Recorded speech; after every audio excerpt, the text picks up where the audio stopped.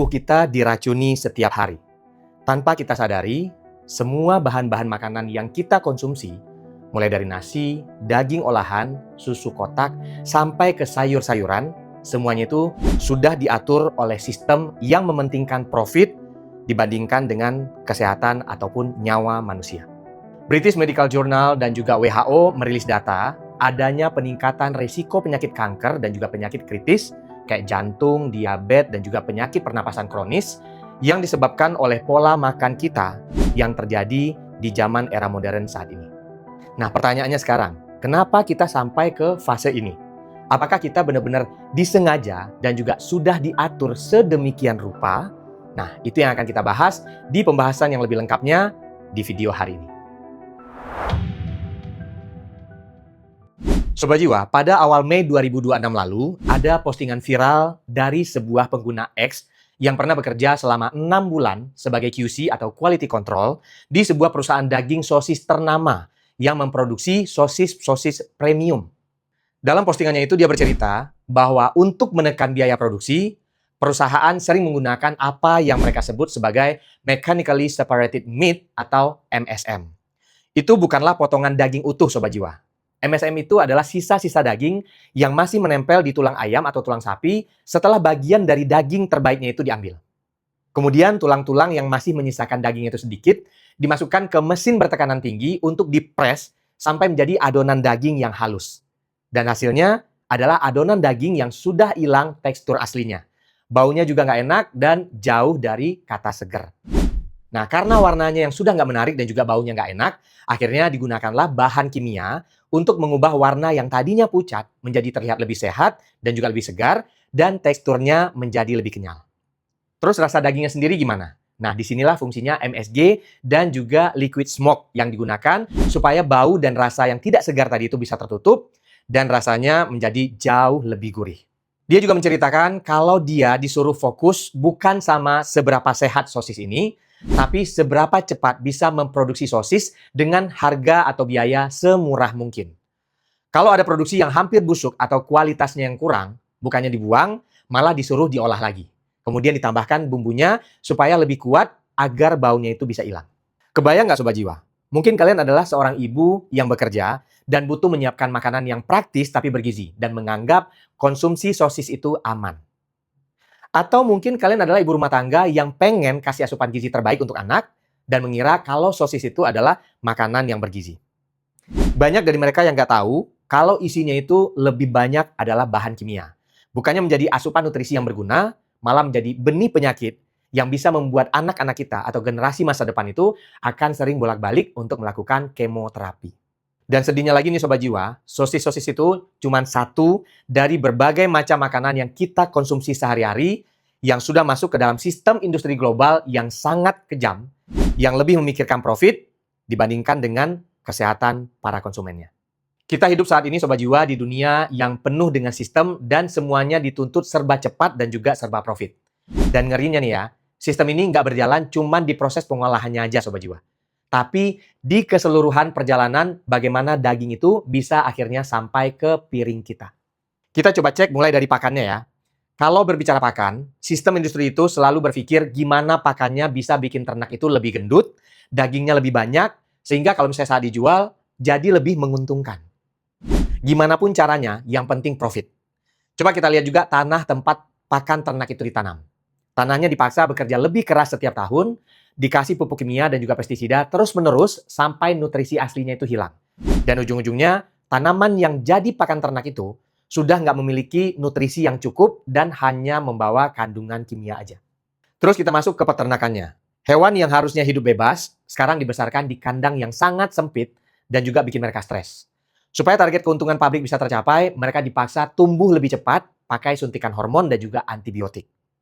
Bayangin ya Sobat Jiwa, kita mengkonsumsi daging yang tumbuhnya nggak alami dan membawa bahan kimia dari kehidupan yang penuh dengan paksaan. Terus sampai di pabrik, daging-dagingnya itu diolah pakai mesin Sobat Jiwa. Daging-daging yang sudah mau busuk tadi pun juga ikut diolah.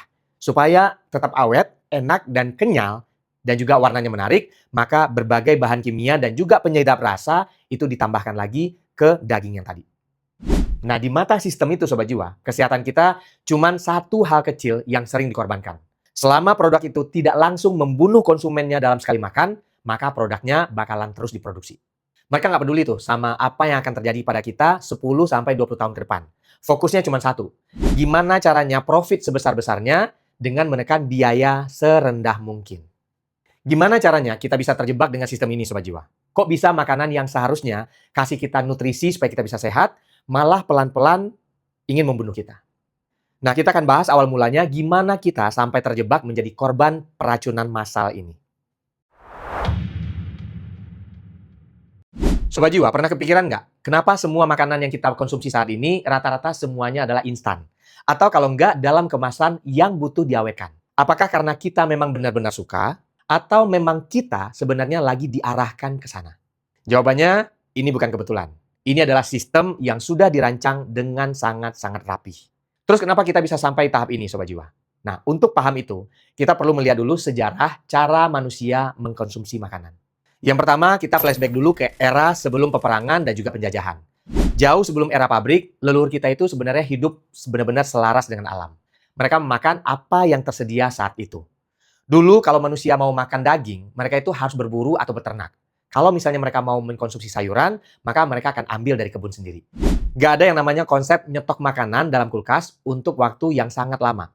Hampir 99% makanan yang dikonsumsi oleh para leluhur kita dulu itu adalah makanan utuh yang baru diambil dari tanah atau hewan tanpa melalui proses penyimpanan, pewarnaan buatan, atau pengawetan apapun. Dan itu juga mungkin kenapa penyakit kronis pada zaman dulu itu sangat jarang sekali terjadi. Nah, kemudian kita masuk ke era peperangan, yaitu Perang Dunia Pertama dan juga Kedua. Semuanya waktu itu berubah. Pemerintah memutar otak gimana caranya ngasih makan jutaan tentara di medan perang yang sangat jauh. Yang pasti makanannya nggak boleh cepat busuk, harus gampang dibawa, dan juga memiliki harga yang murah. Industri makanan pun mulai ikut berubah. Di sini manusia mulai menciptakan teknologi pengawetan yang mulai nggak sehat, mulai dari makanan kaleng, daging olahan, dan juga makanan kering. Setelah perangnya selesai di tahun 1945, pabrik-pabrik makanan instan itu nggak tutup, Sobat Jiwa. Mereka tetap butuh profit. Yang tadinya makanan instan itu dibuat hanya untuk tentara perang, sekarang mereka mulai berpikir gimana caranya memproduksi secara massal.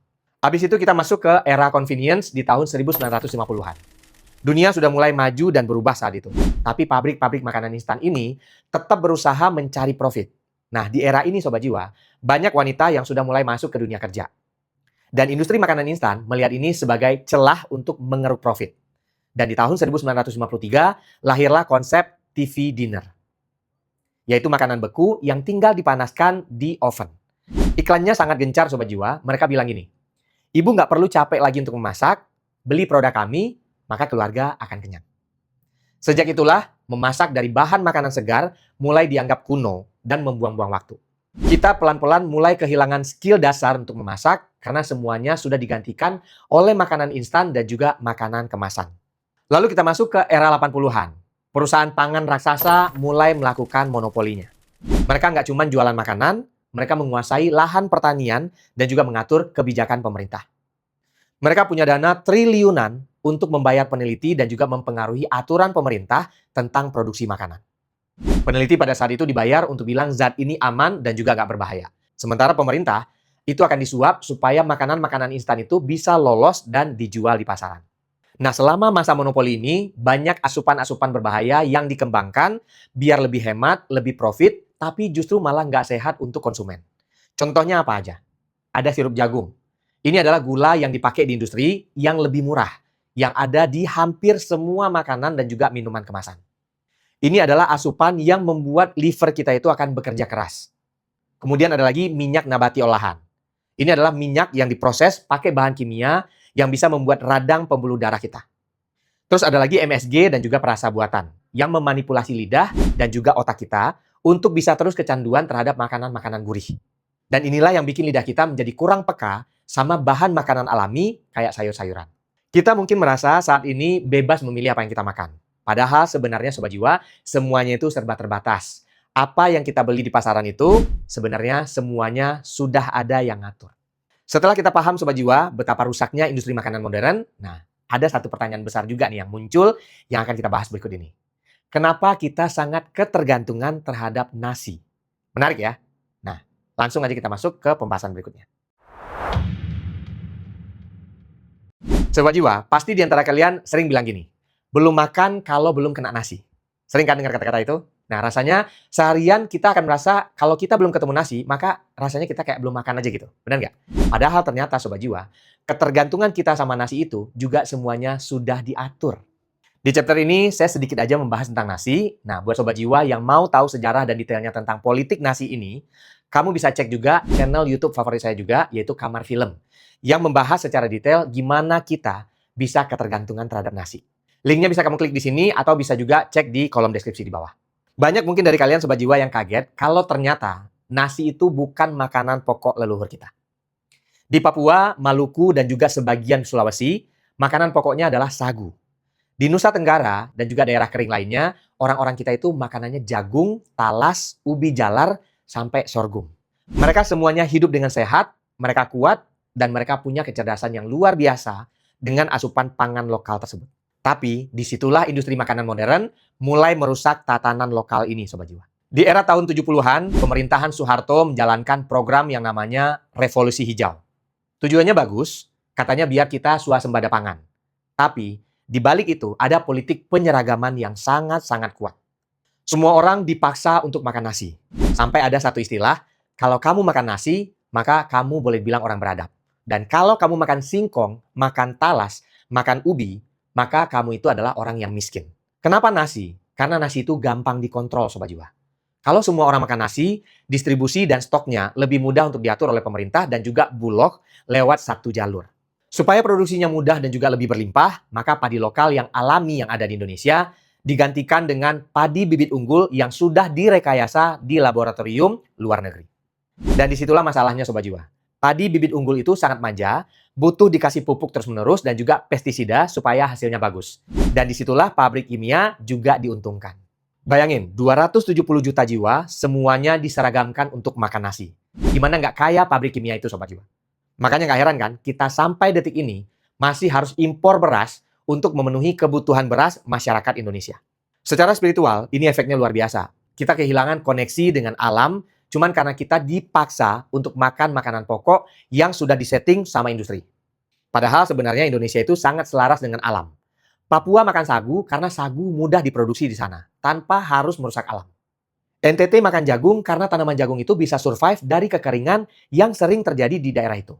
Menanam padi di Papua dan juga di NTT itu sangat tidak cocok dengan alam mereka di sana, Sobat Jiwa. Kita benar-benar dijajah pelan-pelan karena kita nggak lagi mandiri untuk bisa makan dari hasil tanah kita sendiri. Ketergantungan sama nasi itu hanya permulaan aja. Ada satu industri yang jauh lebih nyata, lebih dekat, dan lebih mematikan dampaknya untuk kesehatan kita. Setelah kita bahas soal politik di balik piring nasi kita, Sobat Jiwa, sekarang kita perlu bicara soal sesuatu yang lebih gelap lagi, yaitu industri daging modern. Kalau kamu berpikir bahwa daging yang kamu beli di supermarket itu sehat, kalian perlu melihat lebih dalam lagi. Gimana caranya daging yang sudah dibungkus rapi itu bisa sampai ke etalase supermarket. Dulu peternakan itu adalah tentang hubungan antara manusia dan juga alam. Hewan dirawat, diberi ruang, dan hidup dengan cara yang selaras. Tapi sekarang, industri sudah mengubah semuanya itu menjadi pabrik penyiksaan hewan. Ribuan ayam atau sapi dikurung di ruang yang sangat sempit, nggak pernah melihat cahaya matahari, dan nggak pernah menginjak tanah ataupun rumput. Dan hidup di dalam tekanan stres yang sangat luar biasa. Mereka dipaksa tumbuh dalam waktu yang tidak wajar. Bayangkan, seekor hewan yang harusnya tumbuh dalam waktu setahun, dipaksa untuk siap potong, cuma dalam hitungan minggu atau bulan. Mereka hidup dalam rasa takut dan juga penderitaan. Dan satu hal yang perlu diingat Sobat Jiwa, penderitaan itu meninggalkan residu energi. Daging yang kita makan itu Sobat Jiwa bukanlah hanya sekedar daging. Daging itu menyimpan energi dari kondisi si hewan pada saat dia masih hidup. Selain itu, untuk menjaga supaya hewan-hewan yang menderita itu tetap hidup sampai waktu panen, industri menyuntikkan berbagai jenis antibiotik dan juga hormon pertumbuhan. Terus, begitu masuk ke tahap pengolahan, daging itu diproses dengan teknik yang menghilangkan nutrisi alaminya. Daging itu dihancurkan teksturnya, kemudian dicampur dengan berbagai bahan kimia, supaya dia punya tekstur, rasa, dan juga warna yang menarik. Dan pada saat itu, kita sebenarnya bukan lagi makan daging, tapi kita lagi memakan produk kimia berbentuk daging. Banyak pemain di industri makanan modern, mereka tidak pernah tahu kalau makanan itu juga merupakan frekuensi. Secara spiritual, apa yang masuk ke dalam tubuh kita bukan cuma kalori, Sobat Jiwa. Ketika kita mengkonsumsi sesuatu yang dihasilkan dari proses yang penuh penderitaan, stres, dan juga manipulasi kimia, maka energi penderitaan itu ikut masuk ke dalam sistem tubuh kita. Dan itulah kenapa sering banget kita lihat orang setelah makan makanan seperti yang tadi, tubuhnya kadang terasa berat, pikiran jadi lebih sulit fokus, dan secara spiritual, kita semua merasa susah connect atau sulit untuk masuk ke kondisi tenang. Kita mengkonsumsi frekuensi rendah dari makanan yang tidak baik prosesnya secara energi. Ngeri kan ya Sobat Jiwa?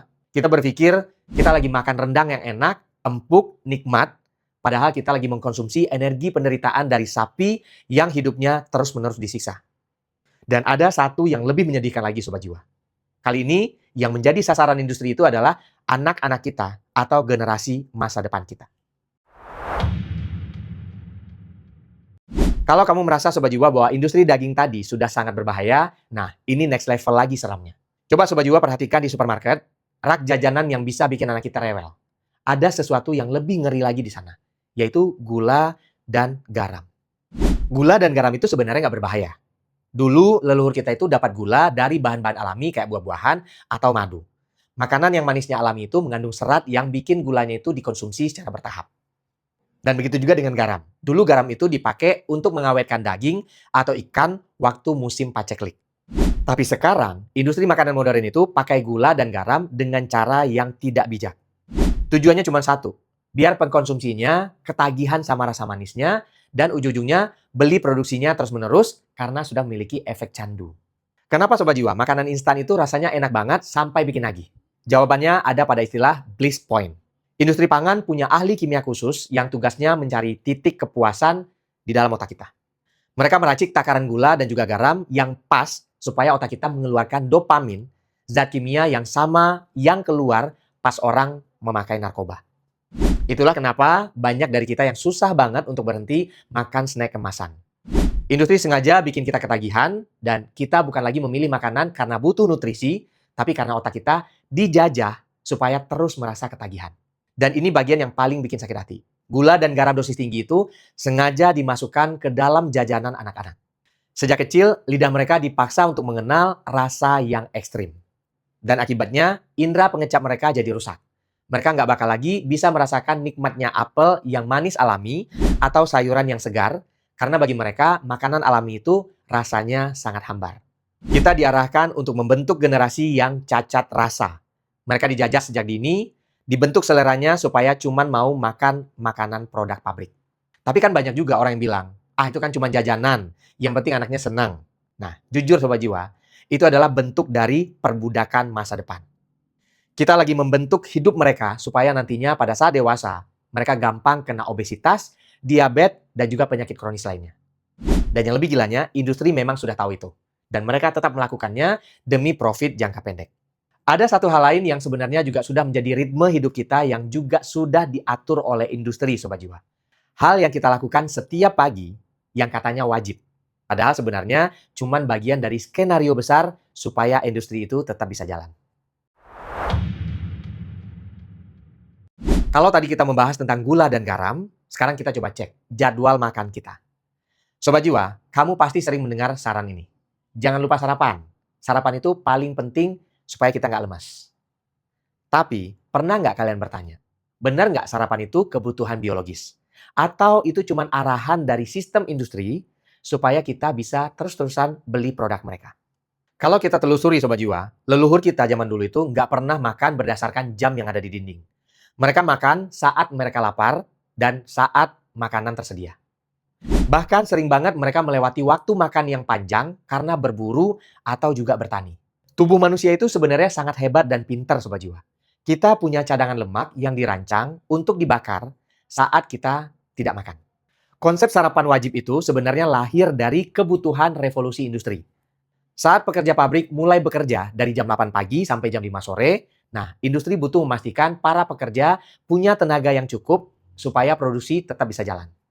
Nah, perusahaan makanan kemudian melihat ini sebagai salah satu peluang emas. Mereka mulai tuh gencar mengiklankan sereal, roti, dan juga minuman instan sebagai makanan paling penting di hari itu. Tujuannya sebenarnya sangat sederhana, menciptakan peluang pasar baru di pagi hari. Sebelum kampanye itu ada, sarapan bukanlah sesuatu yang wajib. Tapi sekarang, kita merasa aneh dan lemas kalau misalnya kita belum sarapan. Padahal itu adalah cuman sugesti yang ditanamkan selama puluhan tahun. Kenapa kita makan harus 3 kali? Kenapa nggak 2 kali? Nah, industri makanan butuh kita makan sesering mungkin. Dengan standar makan 3 kali, ditambah dengan snack di sela-sela itu, maka perusahaan punya peluang 5 kali lipat lebih banyak untuk menjual produk mereka. Setiap kali kita makan, kadar gula darah kita akan naik. Nah, ini bikin tubuh kita selalu dalam mode penyimpanan lemak dan nggak pernah masuk ke mode pembersihan diri. Secara spiritual juga, Sobat Jiwa, makan terus-menerus itu bikin kita merasa berat. Tubuh kita nggak pernah dikasih waktu untuk istirahat. Proses yang sering kita dengar namanya autofagi, yaitu proses saat tubuh memakan sel-sel rusak atau sampah di dalam tubuh kita, itu bisa terjadi hanya pada saat kita berpuasa atau berhenti makan dalam beberapa waktu tertentu. Kalau kita makan terus-menerus 3-5 kali sehari, maka tubuh kita itu sibuk dengan urusan mencerna. Pikiran kita jadi susah fokus dan koneksi spiritual kita jadi tumpul karena kita terlalu sibuk menuruti keinginan dari perut kita. Makan 3 kali sehari itu membuat kita selalu terikat pada dimensi fisik sehingga sulit untuk jiwa kita naik ke kesadaran yang lebih tinggi. Nah, di titik ini pasti sudah banyak yang mau bertanya. Terus kalau semuanya bahaya, apa dong yang harus kita lakukan? Apa kita perlu berhenti makan? Gitu kan? Nah, nggak gitu juga ya. Ada yang perlu kita sadari bahwa kita sedang diprogram. Kalau kita sudah tahu bahwa semua itu adalah skenario industri, nah, apa langkah yang bisa kita ambil untuk melepaskan diri dari penjajahan ini? Nah, Sobat Jiwa, setelah kita tahu gimana rumitnya sistem industri makanan modern, pertanyaannya sekarang bukan lagi kenapa, tapi apa yang bisa kita lakukan. Kita nggak bisa mengubah dunia dalam semalam, tapi yang bisa kita lakukan adalah mulai memerdekakan diri kita dari penjajahan pangan secara bertahap. Yang pertama, kita bisa cek isi yang ada di dapur kita. Coba untuk melihat label makanan di belakang produk. Kalau kalian Sobat Jiwa menemukan daftar bahan kimia yang namanya susah dibaca, atau nggak pernah kalian temuin di alam, maka sebaiknya kalian singkirkan. Itu bukanlah makanan, itu adalah bahan industri. Fokuslah untuk mengisi dapur dengan bahan pangan utuh yang bentuknya asli dan masih jelas terlihat. Yang kedua, cobalah untuk mulai main lagi ke pasar tradisional. Kurangi ketergantungan kepada supermarket besar yang menjual produk hasil rekayasa industri. Cari petani atau penjual yang membawa hasil bumi langsung dari kebunnya. Semakin pendek jarak antara tanah ke dapur, semakin sedikit proses kimia yang terlibat. Ingat Sobat Jiwa, makanan yang sehat nggak selalu harus berlabel organik mahal. Makanan yang paling sehat adalah makanan yang paling sedikit tersentuh oleh proses industri. Yang ketiga, selalu membuat meal prep atau persediaan makanan setengah jadi hasil dari olahan kita sendiri. Kenapa kita sering makanan instan? Karena kita merasa lapar dan nggak punya stok makanan sehat yang siap makan. Bener kan?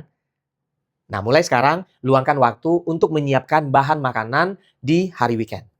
Kalau sudah ada stok makanan rumah di kulkas, maka kalian nggak akan tergoda untuk beli sosis atau mie instan waktu pulang kerja dalam keadaan lelah. Ini bukan soal rajin Sobat Jiwa, ini adalah soal menjaga supaya Sobat Jiwa semua tidak terpleset lagi untuk memakan makanan instan pada saat lagi sedang lapar. Selanjutnya, coba atur jam makan. Mulai berani untuk keluar dari program 3 kali makan sehari. Coba atur jam makan kita sendiri. Coba lakukan juga intermittent fasting. Dengan memberikan jeda puasa yang lebih lama, maka kalian sedang memberikan kesempatan pada tubuh masing-masing untuk melakukan autofagi, yaitu proses bersih-bersih sel dari sampah-sampah kimia yang sudah menumpuk selama bertahun-tahun. Ini adalah cara yang paling efektif untuk memperbaiki sistem dari tubuh kita. Selanjutnya Sobat Jiwa, coba membawa kesadaran setiap kali kita makan. Jangan makan dengan cara yang terburu-buru. Sebelum mulai makan, berhenti sejenak, sadari bahwa makanan itu adalah energi yang akan jadi bagian dari darah dan juga daging kita Sobat Jiwa. Ucapkan doa dan pancarkan rasa syukur supaya makan itu bukan cuma ritual, tapi cara kita menetralisir energi negatif dari makanan hasil industri. Dengan makan secara sadar, kita mengirimkan sinyal ke otak kita bahwa kita adalah makhluk yang menghargai kehidupan. Dan yang terakhir, untuk Sobat Jiwa yang mungkin punya lahan, cobalah untuk menanam sayur atau bumbu dapur sendiri. Kalau nggak punya, cukup pakai pot yang ada di teras. Karena kalau nanam sendiri itu rasa puasnya beda Sobat Jiwa. Saat kita melihat cabai atau tomat tumbuh karena kita yang merawat sendiri, maka kita akan punya hubungan emosional dan juga spiritual yang sangat dalam dengan apa yang kita makan. Dan itu adalah bentuk dari kemerdekaan pangan yang paling nyata. Sobat Jiwa, mengubah cara makan bukan berarti kalian harus langsung jadi orang yang sempurna atau meninggalkan semua kenikmatan dunia. Itu adalah sesuatu yang bisa kita lakukan secara bertahap. Mungkin hari ini kita cuma bisa mengganti satu jenis jajanan anak. Mungkin besok kita baru bisa mulai untuk memasak sekali sehari. Dan mungkin minggu depan, kita baru mulai untuk rutin berpuasa. Semuanya itu nggak ada masalah, yang penting kita bisa melakukannya terus untuk berproses. Jangan tunggu sakit dulu baru kita sadar, tapi coba mulai dari sekarang secara pelan-pelan, karena tubuh kita itu adalah satu-satunya rumah yang akan kita tempati sepanjang hidup kita. Sebagai penutup Sobat Jiwa, saya pengen mengajak kalian semua untuk merenung satu hal terakhir. Makanan bukan cuma soal kalori atau nutrisi. Makanan adalah frekuensi. Apa yang kita masukkan ke dalam tubuh, itu akan menentukan getaran energi kita. Kalau kita terus-menerus memberikan makanan tubuh kita itu dengan energi penderitaan dari hewan yang stres, dengan sampah kimia dari pabrik, dan dengan niat yang hanya sekedar yang penting kenyang, maka jangan heran Sobat Jiwa, kalau hidup kita itu akan terasa berat, pikiran kita juga akan sering kacau, dan jiwa kita terasa sangat-sangat kosong. Dulu leluhur kita makan dengan kesadaran penuh. Mereka tahu siapa yang menanam makanannya, mereka tahu tanah tempatnya tumbuh, dan mereka bersyukur untuk setiap suapan karena mereka sadar itu adalah anugerah dari alam semesta. Kesehatan bukan cuma soal bebas dari penyakit. Kesehatan adalah kemampuan kita untuk merasakan kejernihan pikiran, ketenangan batin, dan juga kekuatan jiwa untuk menjalankan misi hidup kita di dunia ini. Jangan biarkan sistem membuat kita menjadi tumpul dan bodoh. Terima kasih untuk semua Sobat Jiwa yang sudah menyimak video ini sampai akhir. Kalau misalnya kamu punya pengalaman, punya insight, punya opini, maka langsung aja tulis di kolom komentar di bawah.